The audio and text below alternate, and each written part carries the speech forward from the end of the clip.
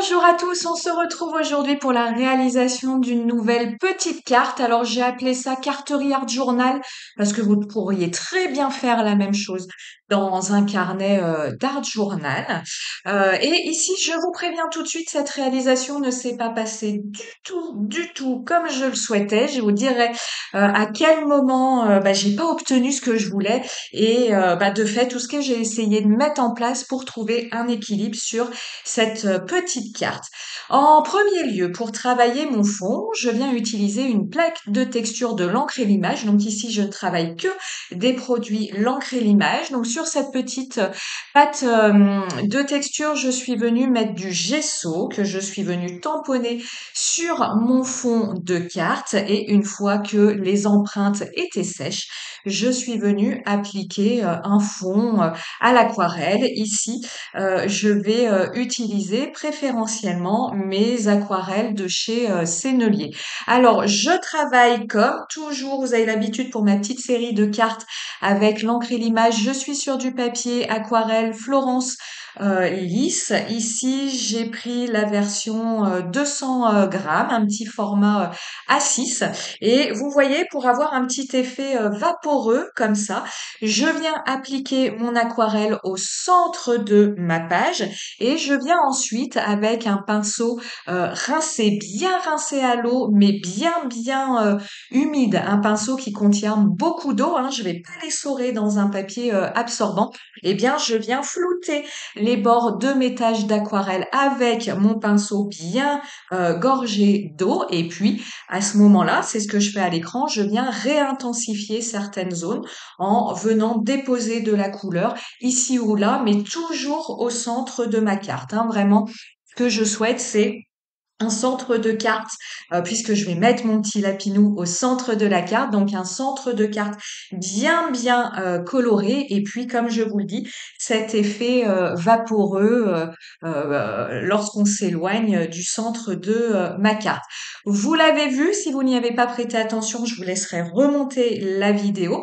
Les empreintes réalisées au gesso, lorsque vous appliquez par la suite de l'aquarelle, elles ressortent très bien. Ça fait un joli fond texturé, mais texturé tout en douceur. Alors malheureusement, par rapport à tout ce que je vais ajouter par la suite pour un petit peu cacher ma boulette, fait qu'on ne voit plus trop ces empreintes au gesso.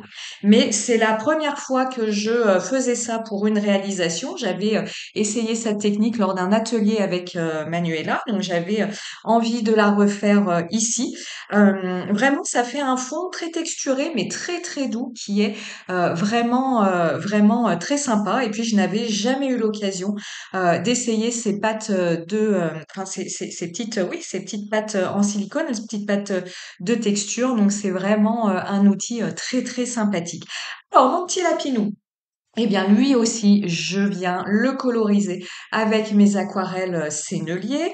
Je suis venue le tamponner comme toujours à la Versafine, toujours sur mon papier ici aquarelle, mon papier Florence. Donc, je vous le rappelle juste, ce papier, c'est un papier où il est très difficile de travailler avec les fusions de couleurs. Donc il faut juste le savoir pour que voilà, pour que ça se passe bien. Donc mon petit lapin, je viens le coloriser avec une base de gris chaud. Donc le gris chaud, c'est un gris qui penche sur le jaune, contrairement au gris froid qui est un gris qui tire sur le bleu.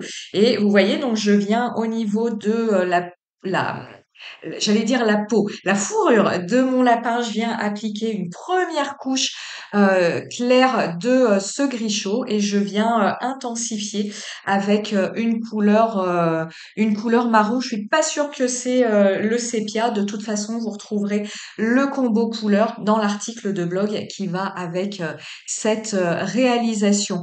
J'utilise toujours ce mélange de couleurs turquoise cassé avec du gris paint pour coloriser la petite marinière de mon lapin et coloriser le parapluie. Vous voyez, j'essaye de faire un dégradé au niveau du parapluie, d'avoir une zone plus foncée et une zone plus claire. Et vous voyez, au moment de ma colorisation, eh bien, je passe du parapluie au lapin pour revenir au parapluie, pour revenir au lapin.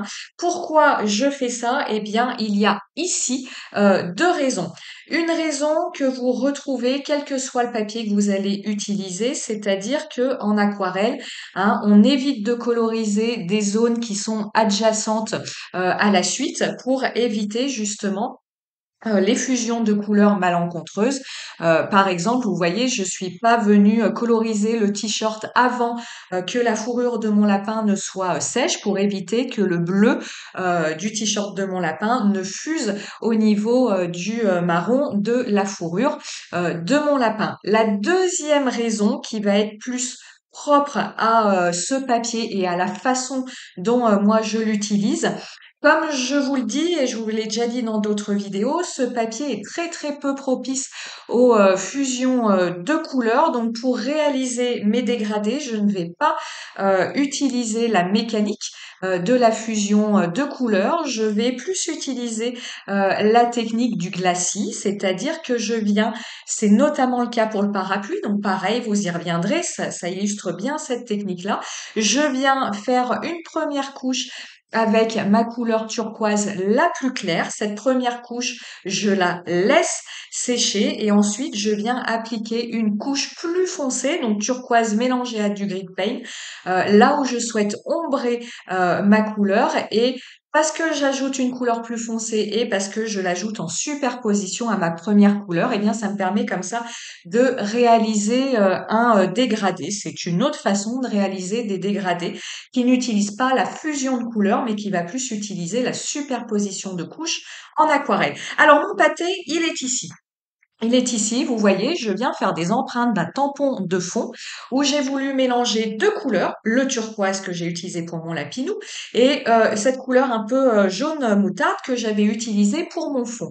J'ai omis que du bleu et du jaune, eh bien, qu'est-ce qui se passe? On a du vert. Or, donc vous voyez ce qui apparaît à l'écran là en écriture très marquée. En fait, c'est une couleur verte. Je ne sais pas si vous le voyez à l'écran, mais c'est une couleur verte.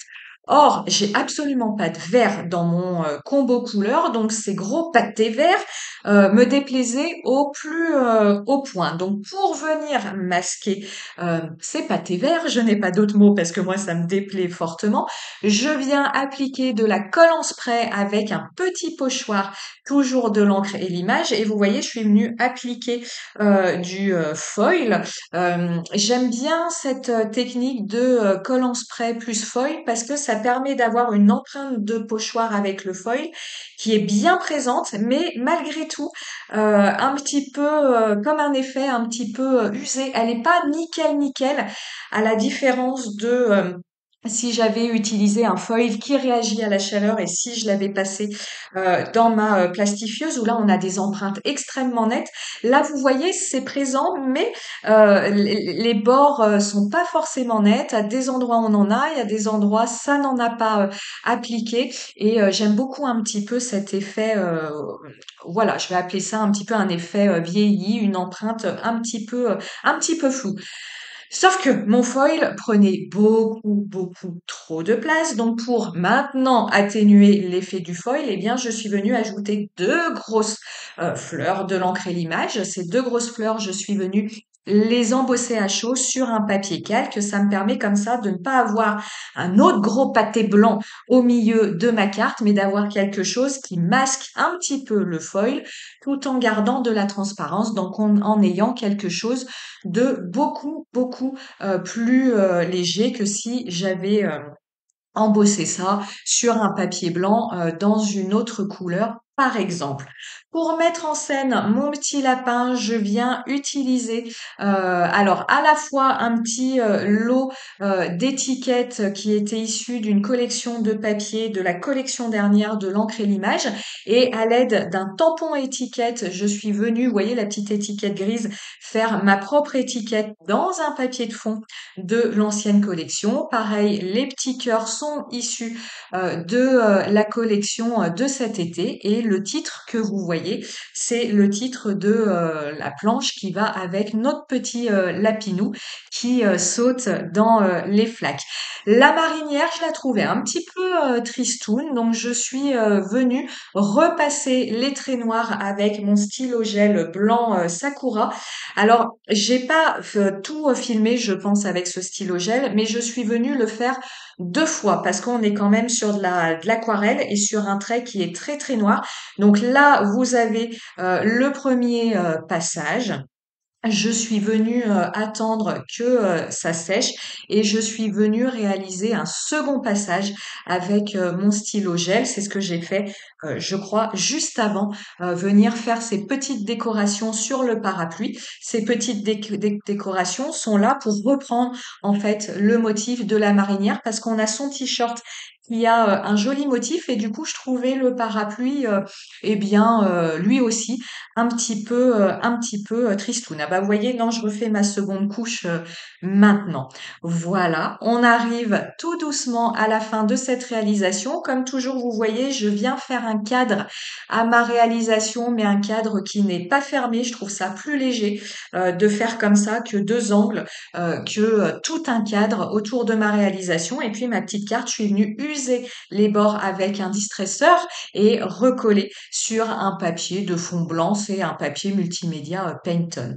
Voilà, j'espère que cette réalisation vous plaît. Moi, c'est pas ma favorite, mais enfin, comme on dit, elle a le mérite d'exister. Et je vous dis à très très bientôt. Ciao, ciao.